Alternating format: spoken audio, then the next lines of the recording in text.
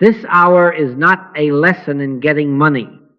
Do not sit here hoping for a clever idea, a strategy, a formula that turns zeros into abundance. This is not an economics class. It is a class in God. This is a class in recognizing the one presence and the one power and standing there until you find that what you call supply has been the shadow of that presence all along. The Lord is my shepherd, I shall not want. Not I shall not want because I have counted well, nor because I have negotiated a better contract, nor because I have said the right words. I shall not want because the shepherd is. That is the only ground of assurance we have, and it is enough. I know the sound of the inbox alarm. I know the look of the spreadsheet at midnight, those cells blooming red as if they had life. I know the bill that arrives on the day you thought you had a little room to breathe.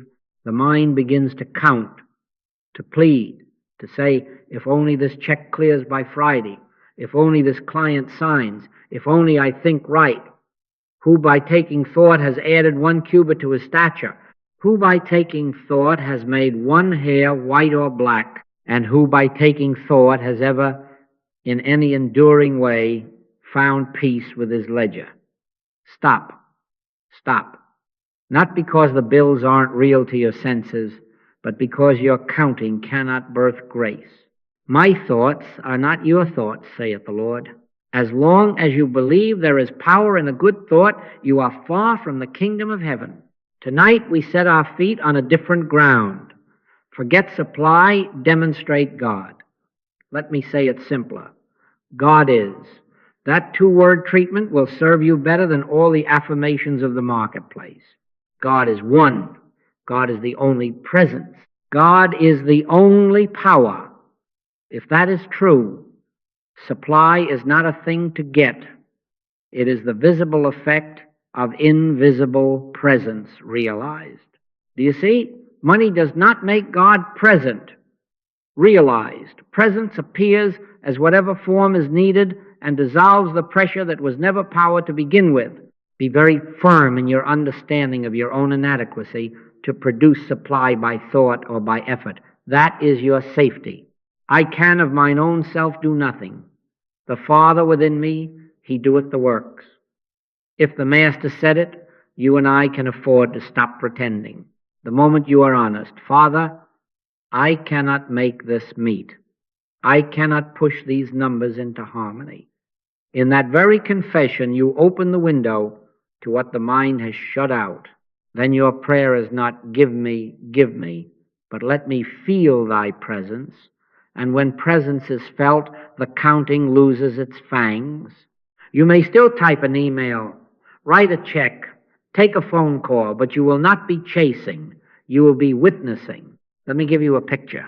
A woman in our town, Miriam, sat at her kitchen table under a weak yellow lamp, stacks of envelopes on one side, a little jar of coins on the other. She told me she was sorting nickels into piles like little soldiers, hoping they would learn to march onto her mortgage. She said, I'm praying.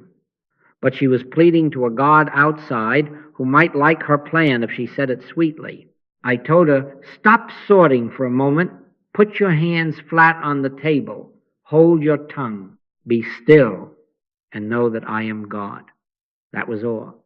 No promises, no bargains. In the morning she walked out the same door, but she did not walk out under a tyrant. She walked out under the shepherd. The envelopes did not vanish. The presence appeared, and in the days that followed, what needed to move, moved. She did not make it so. She witnessed what already was. Silver and gold have I none, said Peter, but such as I have give I thee. What did he have? Presence, life. That is the wealth of the mystic. When you are tempted by the screen, the ledger, the siren of the urgent, remember this class is not about getting things to happen. It is about consenting to what is. God is. Say it until the tongue has no more to add. God is. In that realization, supply reveals itself without strain, not as a prize for effort, but as the effortless, visible effect of realized oneness. Let us be plain. The moment you find yourself chasing money, you have already granted it a power it does not possess. You have said, there is God, yes, but there is also money, and I must get it or I perish. In that instant, you have created two masters. And the master spoke very simply, without loophole or footnote. No man can serve two masters. He cannot serve God and mammon. As long as you run after the coin, you are confessing a second power to be feared and a second Savior to be won. That is why the chase never ends. It is not that the coin runs faster than you. It is that you have set your feet on a road that does not lead home. Be very firm in your understanding that God is one. God is one. God is one. The oneness of God is not poetry. It is the law of being. If God is one, then there is no second power named lack to punish you. And there is no second power named wealth to redeem you. Wealth cannot save you. Lack cannot doom you. If either could, God would not be one. Hear, O Israel, the Lord our God is one Lord. As long as your heart tilts between fear of lack and hope in wealth, you remain under a self-made yoke. And then you wonder why the shoulders ache. They ache because you are bowing to what you have enthroned. Some of you will say, but I do not chase money, I chase right thinking. That is subtler, but it is the same two powers trap. As long as you believe there is power in a good thought, you are far from the kingdom of heaven. Thought is not power. The mind's finest affirmations cannot budge the stars or quiet the wind or multiply loaves and fishes. Who by taking thought has multiplied loaves? Who by taking thought has lengthened life? Who by taking thought has made harmony, not for an hour's respite, but as a life of rest? Stop. Stop. Not because thinking is evil, but because you are confusing the letter with the spirit and crediting the letter with a power it does not own. Chasing coins is chasing shadows on a wall. The light is never in the shadow. You can gather a heap of shadows and call it wealth. Dusk will scatter them, and you will begin again. Or you can turn from the wall to the sun. Turn from effects to cause, from form to presence, from mammon to God. Be still and know that I am God. Not be brisk, not be clever, be still. The stillness is not passivity. It is allegiance. In that stillness, you are no longer bargaining with a second power. You are standing in the one. Consider the lilies. They neither toil nor spin, yet Solomon in all his glory was not arrayed like one of these. Is a lily lazy, or is it rooted in the fact that life is life and grace is grace? When the Master said, take no thought for your life, what ye shall eat or what ye shall drink, he was not counseling neglect. He was ending the two powers premise at its root. He was saying, cease feeding the phantom and live in the real. Seek ye first the kingdom of God and his righteousness. All these things shall be added unto you. They are added, not chased. They appear as the shadow of realized presence. You ask, how do I know if I am in the chase? Listen, if there is tension, if there is bargaining in your prayer, if there is a secret schedule you are presenting to heaven, you are in two. Admit it, smile at it, and then let your tongue rest. That is not evasion, that is fidelity. In that fidelity, the fear of lack and the worship of wealth lose their magnetism, and the mind falls quiet. The chase stops because there is nothing left to pursue. One power, one presence, one life appearing as sufficiency. Recognition of one dissolves the chase. There are two parts to this work, and you must hear this without romance. There is the letter of truth, and there is the spirit or consciousness of truth. The letter is holy as servant, it is false as master. The phrases we cherish, God is my supply, I live under grace, all needs are met, they can warm the hands for a moment at the campfire of thought, but when the wind rises at midnight, those embers go to ash. The letter killeth, but the Spirit giveth life. Do not despise the letter. Let it do what it is made to do. It escorts you to the threshold. But only the Spirit opens the door. Some of you have filled notebooks with affirmations about abundance. There is comfort in it, yes, and there is a ceiling. Why a ceiling? Because the mind that composes them is the same mind that fears lack. It is as if you wrote lullabies to quiet the very child you have been shaking awake. Have your best phrases multiplied loaves? Have your cleverest sequences of words made a permanent Sabbath in your heart? Perhaps they soothed for an hour. Perhaps they held off a fearful image for a day, but life is longer than a day. Stop. Stop. Not because words are evil, but because you are crediting the letter with a power it does not own. Thought is not power. God is power. God is one. What then is our turn from concepts of supply to consciousness of God? The letter says, "The Lord is my shepherd, I shall not want." The Spirit is the shepherd realized, and in that felt presence, want is not argued down, it is unthinkable. The letter says, "Seek ye first the kingdom," and hurries to add a method. The Spirit rests and knows. The kingdom is within me. The letter points. There is a door. The Spirit knocks from within. Behold, I stand at the door and knock. The letter is the finger. The Spirit is the hand of the living God. Do not go on rehearsing supply ideas. Cease. Lay the tongue down before you speak to God. Hold the teeth together if you must. Sit in your chair, or at your table, or in the corner by the window, and abandon the question of money as you would abandon a child's kite that has fallen into the sea. Let it go. Be still, and know that I am God. Not I will be, I am. In that stillness, do not import your sentences. Do not argue. Do not plead. If a word must be spoken, let it be this: God is. Then be quiet. I can of mine own self do nothing.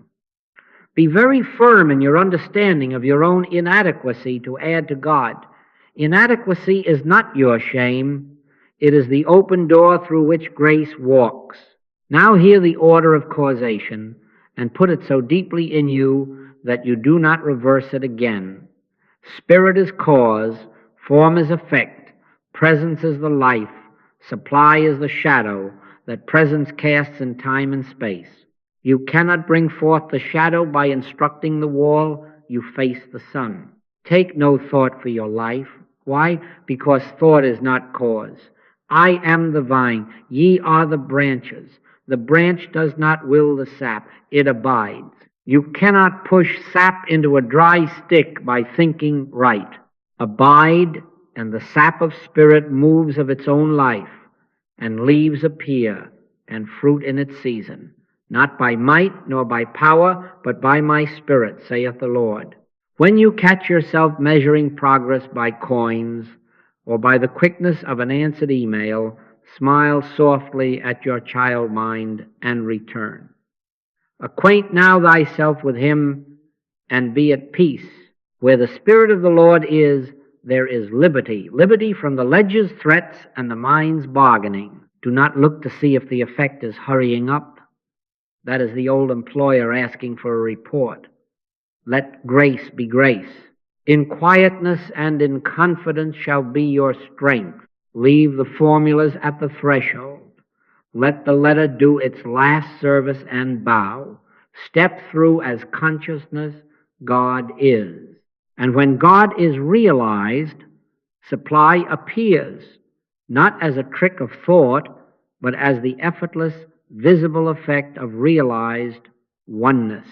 Now we come to the place where the tongue must be taught to rest, where the mind must be permitted to stop its worrying.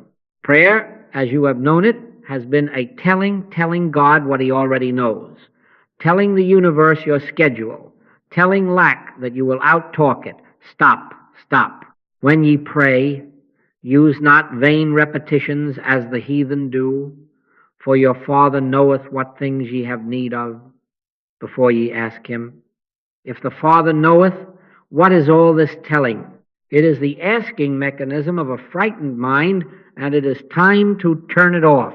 Let your tongue fall out before you talk to God. Hold those teeth together. Enter thy closet and shut the door, not only the closet of your room, but the door of your lips and the door of your thoughts. Be still and know that I am God. Not be busy, not be eloquent. Be still. In that stillness, do not import a shopping list disguised as prayer. Do not come with formulas. Do not come with percentages. Do not say, if you will send this client, I will give 10%. God is not a broker. Do not say, if you will open this door by Friday, I will be faithful henceforth. You cannot trade in what is already yours by grace. Ho, every one that thirsteth, come. Buy wine and milk without money and without price. Grace does not sell, and grace does not buy. True prayer puts you on the receiving end of God. It is receptivity to what is, not a performance to get what is not. I can of mine own self do nothing. The Father within me, he doeth the works. Be very firm in your understanding of your own inadequacy to inform or persuade God. Your inadequacy is your safety. It prevents you from tampering with what is perfect. Sit, breathe, and let the inward awareness rise not of a God somewhere, but of the I that is life. I and the Father are one. The I of you is not a private person waiting for supply. The I of you is the presence that is supply, revealed as you stop pretending to be the supplier. At first, a word may help you cross the threshold. Let it be the simplest, the truest. God is. Whisper it if you must, once or twice, not to convince God, but to quiet the ask. God is. Then let the words fall away. Do not hold the banner so long that you adore the banner. When the words drop, do not fetch them back with worry that you are not praying. You are praying at last. You are being wordless, thoughtless. You are consenting to what is. The hush that follows is not emptiness. It is fullness without narration. It is the pasture of, the Lord is my shepherd, I shall not want. Notice what tries to break the silence. A bargain, a timeline, a memory of last month's fear. Smile at the child and hold the teeth together. Stop. Return to the stillness, not with force, not with struggle, but with fidelity. Treat God as omniscience, omnipresence, omnipotence, and do not insult omniscience with explanation. Do not insult omnipresence by going somewhere to find what is here. Do not insult omnipotence by arming it with your plans. Not by might nor by power, but by my Spirit, saith the Lord. This is prayer that stops. It does not stop life. It stops the pretense of a second power. It does not stop action. It ends agitation. Out of this quiet, what needs to be said will be given you in the same hour. Out of this quiet, the email is written or not written, the call made or not made, and none of it is bargaining. It is witnessing. And supply, it appears as harmony, not wrested from fate, not purchased by formula, but revealed as the effortless, visible effect of realized oneness. God is. Say it until the saying ends. Then let grace be grace, and watch what the silence knows. It comes at 4:17 inches the afternoon. The subject line is merciless in its certainty, urgent, funds shortfall. The body tightens before the message is opened. The pulse quickens. The fingers move without your leave, ready to compose, to calculate, to promise, to mobilize a dozen little plans that did not exist a breath ago. Do you know that feeling? The personal doer rouses as if from a nap. Stand back. I will fix this. I will persuade. I will strike the bargain. I will chase the coin and capture it. Stop, stop. This is the trap revealed. The belief that a second power has announced itself in your inbox and that a second little power, your wit, your hustle, must answer it quickly or all is lost. Before the first word leaves your keyboard, lay your hands in your lap. Let your tongue fall heavy. Hold those teeth together. Be very firm in your understanding of your own inadequacy. I can of mine own self do nothing. The Father within me, he doeth the works. Who by taking thought shall add a cubit to his stature? Who by taking thought shall turn a red ledger into black? As long as you suppose there is power in swift thinking, in clever lines, in heartfelt appeals to donors or clients, you are still bowing to the wall of shadows. There are not two powers. God is one. God is. Look again at the screen and tell me, where is the power? In pixels? In the alarm of your body? In the calendar's threats? It is nowhere there. Be still and know that I am God. Close the laptop of the personal, not in neglect, not in dramatics, but as a sacrament. Withdraw your attention from effect. Return to cause. Sit. Breathe. Consent. The shepherd is not waiting in the sentence you were about to send. The shepherd is, the Lord is my shepherd, I shall not want. Not because I reply with a perfect phrase, but because presence is the law of this very situation. Now let another truth stand where panic stood. God and the practitioner and the one who wrote the email are one life, one substance, one law. There is no sender and receiver and fixer in the Spirit. There is one. I and the Father are one. Where the Spirit of the Lord is, there is liberty. Liberty from the demand that you become the Savior of what God already sustains. If there seems to be lack there and burden here, it is the same mirage divided by a screen. Do away with the mirage, not by argument, but by silence. Acquaint now thyself with him, and be at peace.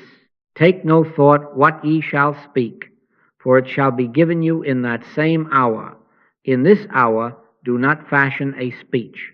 Let the speech be given, or let there be no speech. True prayer is receptivity. Grace is the only activity. If from the quiet an honest word arises, perhaps a simple acknowledgement, perhaps a meeting time, perhaps nothing at all for a day, let it come as breeze, not as push. But hear me, before any reply is sent, surrender the belief in a separate fixer. That belief is the drought. It withholds the rain that has never ceased. As you rest, something simple dawns, not a plan first, but a presence. The same life that breathes your breath lives those who wrote, sustains the work named in the subject line, upholds the very ground on which this email pretends to threaten. The earth is the Lord's, and the fullness thereof. Can fullness run short? Can the vine withhold sap from its own branch? You feel it quiet, nameless sufficiency, not proof yet to the senses, but the weight of peace where there was contraction. That peace is the cause. Effects follow it as surely as shadow follows form. When, and only when, the hush has ripened, open the machine again if you are moved. You may write, "Thank you. Let us sit together tomorrow." You may discover that while you were still, another message arrived, softening the first. You may be led to do a small, obvious thing that had been blind to you under fear, or you may find that silence is the only reply for now. In any case, you will not be a fixer, you will be a witness. God is one presence, one power, one action. And in that realized oneness, the visible effect called supply appears without chase. Because the chase, the two powers illusion, has been refused at your very fingertips. Let us watch the moment just after the first vignette. The fingers have already flown. A draft sits in the box, bristling with urgency, full of promises to rectify, full of plans to persuade. See it? Now see this. Sit back. Stop. Take your hands off the keys. Let the impulse to answer subside like foam sinking back into the sea. Do not outline outcomes in your head as if you were briefing heaven on the case. Do not advise God. Who hath known the mind of the Lord? Or who hath been his counselor? Be very firm in your understanding of your own inadequacy to counsel omniscience. Close the draft, not saved to fuss with later. Closed as an act of worship. Turn your chair a little from the screen if you must. Turn your face inward. Breathe once, twice, slow, honest breaths. Then let even the breathing enter the larger quiet. Whisper once within, God is, not to arouse something, not to fetch something, but to end the bargaining and set your feet on holy ground. Then be still. Hold those teeth together. Let your tongue fall heavy behind them if it must. Be still and know that I am God, not I in this email, not I in these numbers. I am, God is. Now feel it deliberately, inadequacy. Not as shame, as threshold. Say within, if a word must be said, I can of mine own self do nothing. The Father within me, he doeth the works. The personal has no purse to open here. The personal has no coin to mint, no lever to pull, no special word that can move the law of spirit. Good. That closes the little shop that has pretended to trade with God. Only presence is substance. Only presence is supply. Only presence is the law of this very circumstance. The Lord is my shepherd. I shall not want. Not by reasoning it out, by resting in it as the only fact. Do not time this silence. Do not bargain with it. Rest without time. 2 minutes of grace outweigh 2 hours of strategy. 1 breath of realized presence dissolves more fear than a dozen paragraphs composed under strain. If the mind says, we must be quick, we must answer now, smile at the child and remain. In quietness and in confidence shall be your strength. Confidence in what? In God is. Not in your schedule, not in the goodwill of donors, not in the elasticity of deadlines. God is one. God is the only presence. God is the only power. As you abide, begin to sense the shift. At first it seems only a softening around the ribs, a loosening where the chest was a fist. Then the weight is not there to be managed. The page on the screen is no longer a threat. It is an appearance without a voice to command you. The situation stands transparent. You see through it as you would see through clear water to the bed of a stream, stones where panic told you there were monsters. No lack in God, therefore no lack in appearance. How could the branch announce drought while the vine is sap itself? All that the Father hath is mine. Not a portion after toil, but the very nature of sufficiency present as this instant. Do not leap now to make a testimony. Do not spring back to the keys to tell the silence what it has done. Remain until you know, not think, know that grace is the only activity here. Not by might nor by power, but by my Spirit, saith the Lord. What needs to be said will be given you in that same hour, or nothing will be given, which is also given. When the movement comes, it is breeze, not push. Perhaps a simple, honest sentence arises, free of fear. Perhaps the reply is postponed without penalty. Perhaps, while you are still, another stream opened that answers the surface need without your design. You are not the engineer of that. You are the witness. Hear the lesson, and let it engrave itself upon your practice. Silence, not strategy, is the only response that opens the way for grace. This is not indifference, it is fidelity to one. Stop the ask. Stop the outline. Stop advising God. Enter the wordless. Let inadequacy be your keyhole. Rest without time. Sense the shift from pressure to presence. Then, if speech is required, Let it be the overflow of what already is. God is. In that realized oneness, what the world names supply appears as the effortless, visible effect of the invisible you have acknowledged as all. You will begin to notice a pattern not predictable as a timetable, but faithful as dawn. After recognition, effects reorder. After the heart has bowed to one, forms rearrange themselves without your leverage. An unexpected payment posts. A needless expense vanishes as if it had only been a rumor. A door appears where the wall had been painted too convincingly to see through. You did not chase these.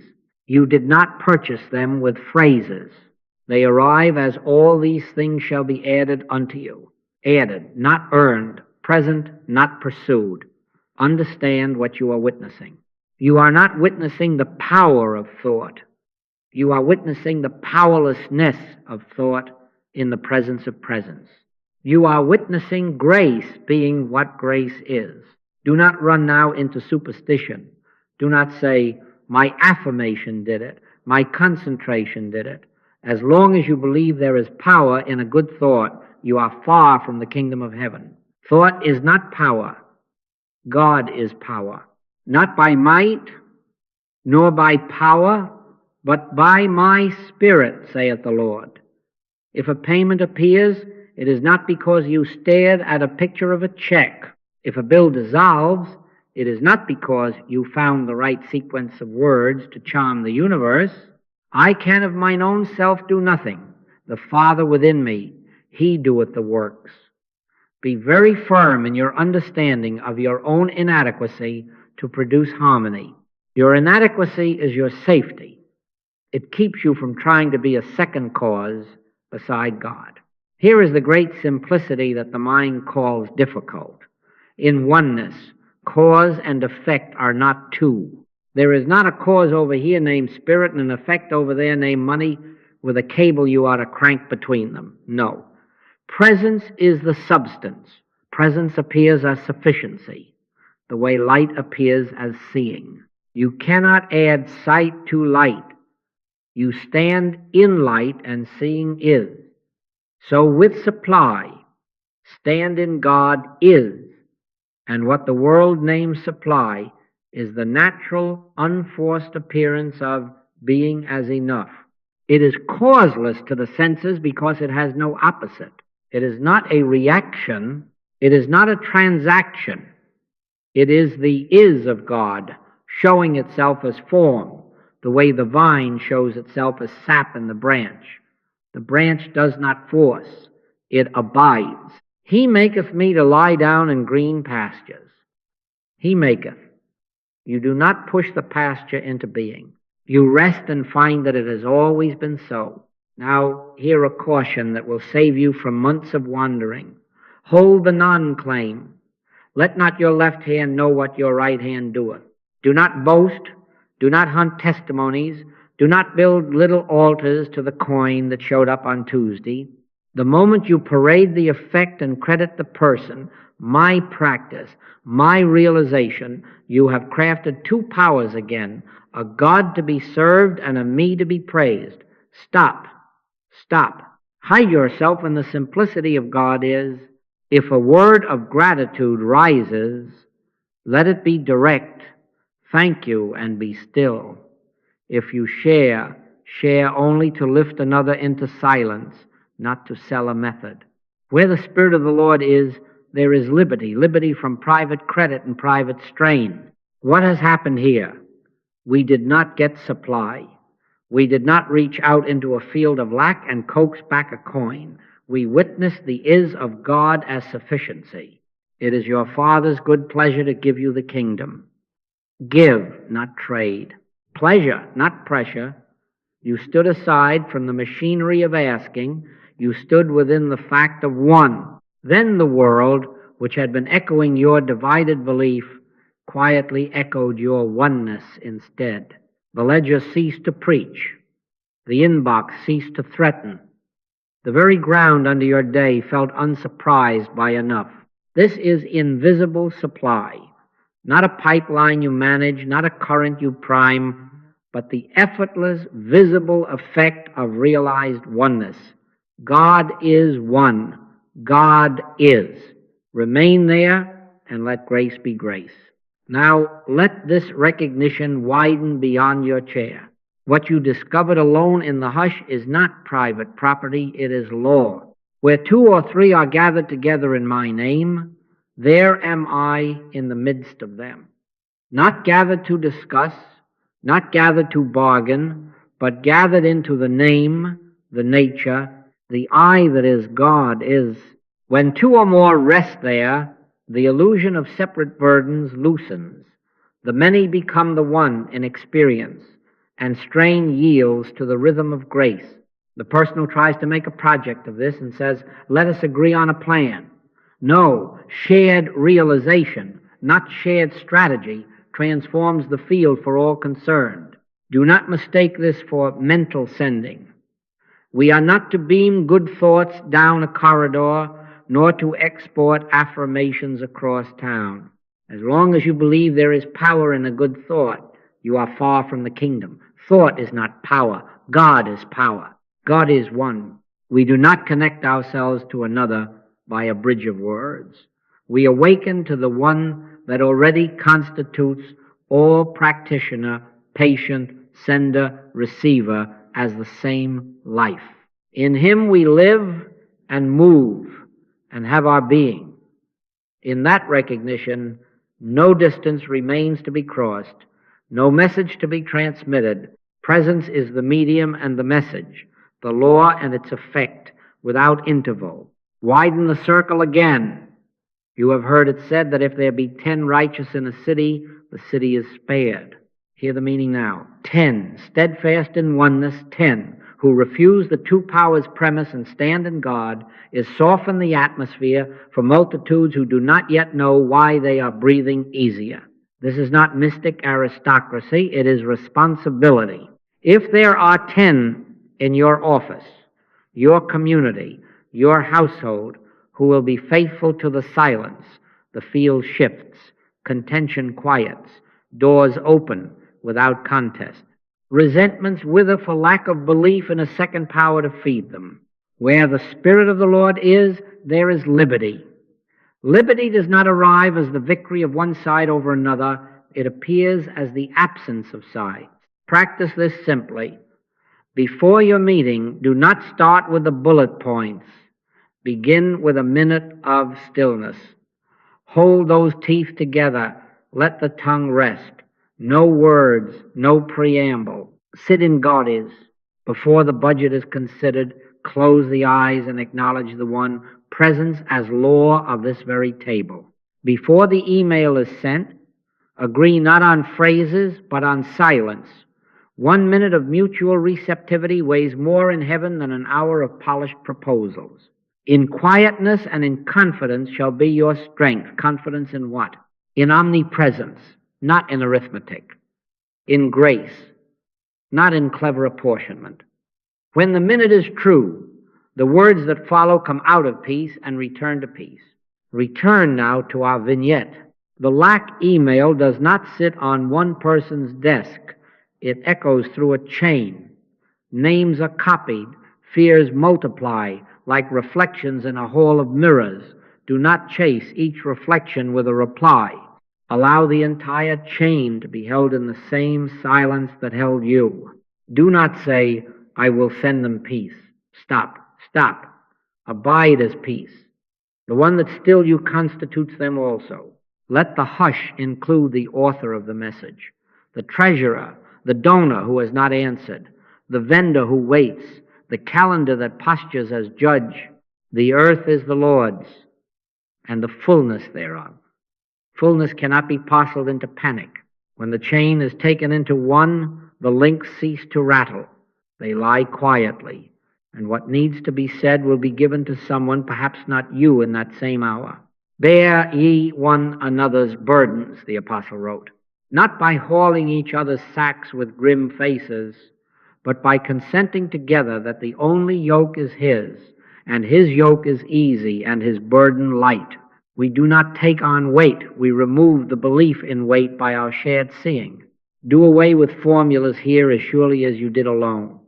No group affirmations as if the choir of minds could do what the Spirit alone does. Let your united silence be your offering. God is one. God is. Stand there together and watch how the room remembers its true order without debate. And when the forms respond, when tension leaves a voice, when a way appears for the budget that none had considered, when generosity rises from unlikely quarters, do not bow to the effect or to the group as if you had manufactured it. I can of mine own self do nothing. The Father within me, He doeth the works. Give thanks and be still. Keep to the practice. Morning to night, let your companionship be in oneness. Refuse the invitation to return to private strain. Where two or more rest in God is, the field is transformed not by will, but by presence appearing as sufficiency for all. Now let us speak of the ordinary holiness of a day. If the field can be transformed by united consciousness, surely the little garden of your 24 hours can be tended by a faithful rhythm. Discipline here is not a clever method. It is a returning. Morning to night and night to morning, you return to one. At waking, before the mind laces up its shoes to run, be still. Not long, not loud, simply honestly. Look within and acknowledge God is one. God is. Do not embroider it. Let the words be a doorway, not a mural. Whisper it once if you must. Then wait until even the whisper is too much and awareness remains. Be still and know that I am God. Begin there, and the day begins under law, not under luck. In the noon hour, when the clamor would persuade you that time is master and tasks are many, step back again. Hold those teeth together. Stop, not to gain an edge, not to earn a demonstration, but to remember, as long as you practice you practice two powers. Refuse demonstrations. Refuse them kindly and firmly. Do not practice to get money, to get clients, to get results. Practice to know God. Practice to let God be God in the midst of what appears. Seek ye first the kingdom of God and His righteousness, and all these things shall be added unto you. Added, not bargained for. Practice is not a lever you pull to move effect. Practice is consent to cause as all. If in the quiet your mind tosses up the old images, bills due, phrases that worked last month, percentages you promised, clever appeals, do not argue. Drop them. No vain repetition. No treating money. Never treat money. Never lay mental hands on a bill or a balance. Do not project thought at a condition. As long as you believe there is power in a good thought, you are far from the kingdom. Thought is not power. God is power. Not by might nor by power, but by my Spirit, saith the Lord. Stop. Let the machinery wind down. The habit you are building is not mental exertion. It is holy idleness before the face that works. Have courage to be honest. If you find that what you have called God is only a cherished concept, admit it. If it helps, doubt your concept so you may find God. Start clean. Say within, if a word is needed, I do not know. Reveal thyself. Better an empty cup than one full of yesterday's slogans. My thoughts are not your thoughts. Good. Step beyond them. Leave the letter when it has done its work of pointing. Sit until Spirit breathes its own knowing without your prompting. Your day is long enough for this. Your soul is hungry enough for this. In the evening, before sleep, return again to the same stillness that greeted the dawn. Let the whole day empty itself at the feet of one. Do not weigh it, do not grade it. I can of mine own self do nothing. The Father within me, He doeth the works. Rest there. Let responsibility drain from the personal sense into the ocean of presence. The life you are is not your own to manage. It is God living itself as sufficiency, as peace, as quiet order. I live, yet not I, but Christ liveth in me. Feel that not as poetry, but as identity. I can of my own self do nothing. The life that I am lives itself as enough. Make this the plain cadence of your day. Begin in God is, return in God is, end in God is, not as a charm, not as a count, as fidelity. When you forget, and you will do not scold. Stop, stop, turn again. 5 seconds of realized presence is better than 5 minutes of recited phrases. Do away with bargains. Do away with timing heaven. Do away with tracking outcomes. Let the Spirit be the only activity in this manner. Discipline ceases to be technique and becomes love, love for the one that is your very life. Morning to night, you are not manufacturing harmony, you are witnessing it. God is one. God is, remain there, and let grace be grace. We have walked this way together, from the letter to the spirit, from counting coins to recognizing presence, from the two powers illusion to the single light that needs no helper, from asking to receptivity, from the drafted reply to the holy hush in which grace does the work. The case that arrived as lack was not mended by wit, it was transfigured by silence. Not by might nor by power, but by my spirit, saith the Lord. You have seen it. You have felt the pressure dissolve when the personal retired, when the prayer stopped being speech and became listening, when the fixer admitted, I can of mine own self do nothing, the Father within me, he doeth the works. Now hear the essence set plain. You cannot see it, hear it, taste it, touch it, smell it, or think it. Yet it is. God is. Because it is, you are fulfilled. The Lord is my shepherd, I shall not want. Not by arithmetic, not by influence, not by the leverage of thought, by being. In him we live and move and have our being. When presence is acknowledged as the only substance, the form called supply is simply presence showing its face. Do not be fooled again by shadows. There are not two powers. God is one. God is.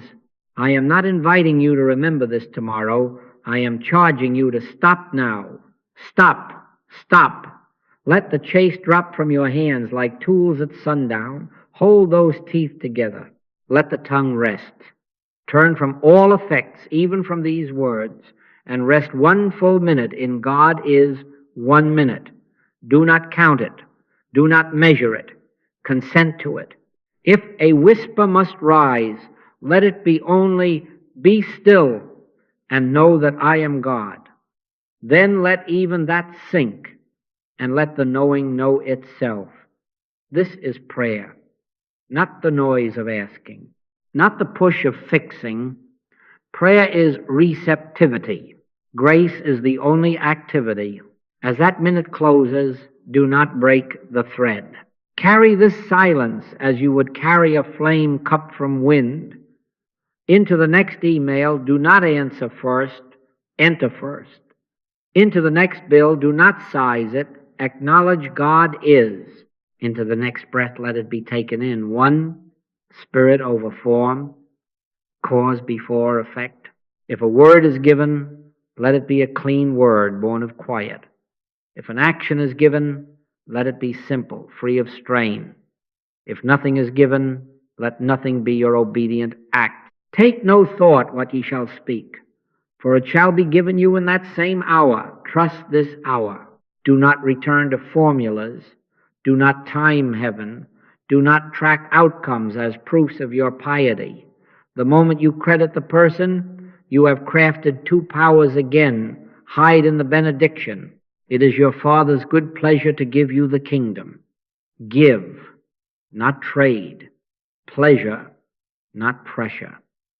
If effects appear, and they will, let gratitude be to God alone, and be still. Where two or three carry this hush into their work, the field remembers order without contest. Where the Spirit of the Lord is, there is liberty. Liberty appears as enough wisdom, enough patience, enough coin is needed, enough peace beyond what was asked. Seal this in your own name, which is His. As long as God is, I am. Say it not as boast, say it as truth. As long as God is, I am sustained. As long as God is, I am supplied. As long as God is, we are one, life without opposite. Let this be the last word and the first habit. God is one. God is. Stop chasing. Recognize source now, and let grace reveal the form called supply. Acquaint now thyself with Him, and be at peace. Remain there, and let grace be grace.